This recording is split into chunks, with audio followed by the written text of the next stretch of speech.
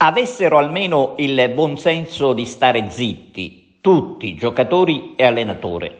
Fiato sprecato, per dire cosa? L'unica cosa da fare è chiedere scusa per la presa in giro nei confronti della tifoseria rosanero che hanno mortificato fino alla fine, tranne la parentesi con la Sampdoria quando sembrava essere ritornata la voglia di riscattarsi.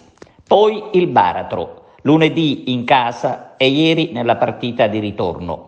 A Venezia si è stati capaci di spegnere tra la vergogna l'ultima speranza del Palermo. Ecco perché bisogna stare zitti per non prendere in giro ulteriormente il pubblico, a cui, lo ribadiamo, va chiesto semplicemente scusa.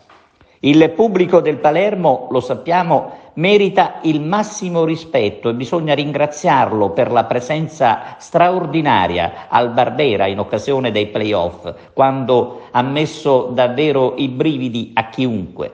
Ma neppure questo è servito a caricarli, a spronarli per superare gli ultimi ostacoli. Peccato davvero, ma con giocatori simili e con un allenatore che ad ogni vigilia di partita metteva le mani avanti, c'era solo da soffrire ed è quello che hanno saputo assicurare fino all'ultimo minuto e siamo noi a ringraziarli.